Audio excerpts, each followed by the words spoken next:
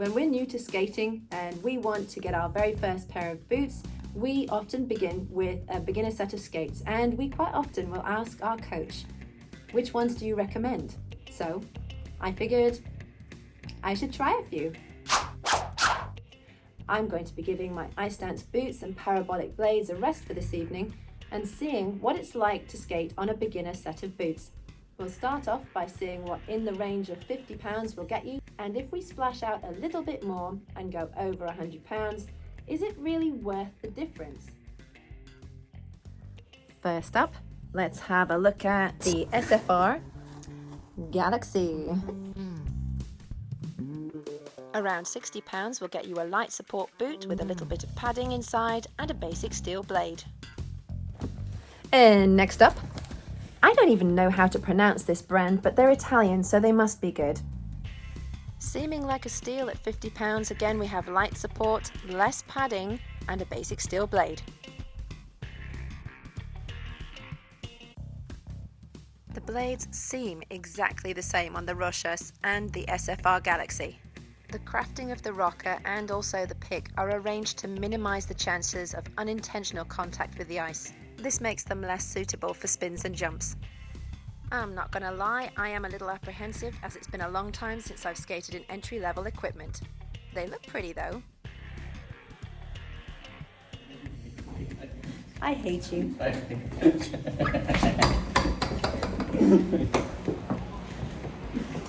So here comes the moment of truth. I am going to be stepping on the ice in the first pair, which will be the Italian Rochas, I think. I don't know. Somebody tell me how to pronounce that.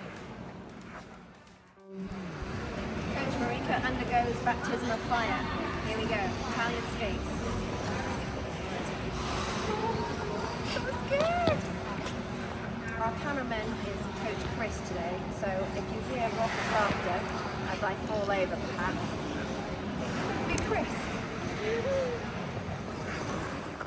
Getting a quick sense of the kit, I do notice the blades would have benefited from a sharpening, but this is a direct unbox and then skate test, so I must soldier on. The insole feels very flat, but I guess at 50 quid-ish, it's really not bad. If I didn't want to wear higher skates and I wanted to look a little bit more the part of the winter, and perhaps I wanted to start on a learn skate program, let's just check out the rock. That's quite far forwards, but manageable for learning turns between forwards and backwards, like we've learned in our learn to skate program, part of the course that we have online. So yeah, toe steps, bravery, let's apply. Not bad. The genius that is Chris suggested that I should try stopping, and he's right, I should have tried stopping. Why didn't I try stopping? Let's see how we stop. Okay. A weenie shudder, but otherwise they're behaving quite well. Okay, so I'm getting a little bit braver in my Italian Rochas skate, and I'm going to try a little bit of a 2-foot spin.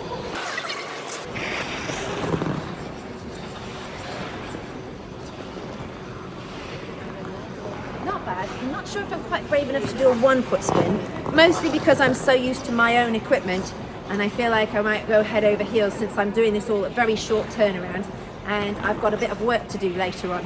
However, quite fun to skate around in for the price, and like crossovers.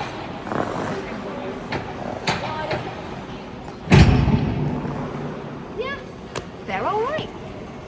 So, time for a little reflection as I take off my, I'm assuming that they're called Rochas, well, my Italian booties. So, how did they feel whilst I was on the ice? I felt like they were fairly responsive for a £50 pair of boots. The leather is quite soft, so my feet were surprisingly very comfortable right from the get-go around the ankle bones. I have quite prominent ankle bones, which can be a big problem. So they were actually more comfortable than a stiffer boot. The toe box is also, for me, quite comfortable. I have a moderately square foot, fairly middle-y wide. If somebody's got a particularly narrow foot, they may find that it's a bit too spacious, but it's a quite good generic width of a boot.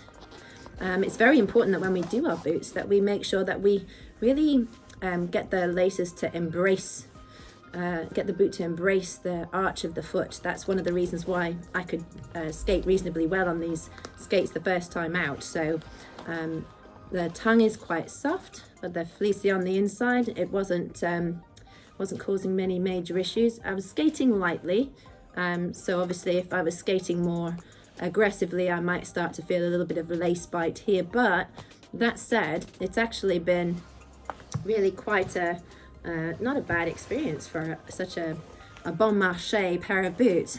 My only major issue was that down in the insole was quite hard and seemed quite flat on the heel, and wasn't really kind of holding the heel in place. But for that price of boot, honestly, you can't expect that level of comfort. So I'm going to say with a little insole in there, you could customize these to be really quite comfortable quite quickly. And the blades would do reasonably well for somebody on a learn to skate class that's in the opening 5 or 6 stages. Once you're starting to get to learning to spin on one foot, for sure, definitely would want to consider changing blades. Part of that is because the rocker is set quite high up on the blade. So you see, as we're looking here, we've got the main runner of the blade, and then very much further away here is the toe pick. So you have to really rock into the ball of your foot and into the toe quite a lot to find that base pick. So your spinning spot is really a little bit askew here. It's not a blade particularly designed for spinning. You can learn to do 3 turns on it perhaps a little bit, but once you're starting to do advanced turn work, you really need to be thinking about upping your game in terms of the blade that you might have, at which stage you probably would have changed your boots and equipment anyway. So really quite excellent for £50. A bargain for small children or teens, budget busting, starting learn to skate, and adults who prefer not to use skate hire. Not advisable for tall adults or those with high physical mass, skaters with dropped arches, or those trying moves above level 8 in Skate UK. Are all thrifty ice skates a bargain? Tune in to part 2 for the battle of budget over craftsmanship to find out how much bang we can get for your buck. In the meantime, check out my popular Learn to Skate tutorials to get you building your skills.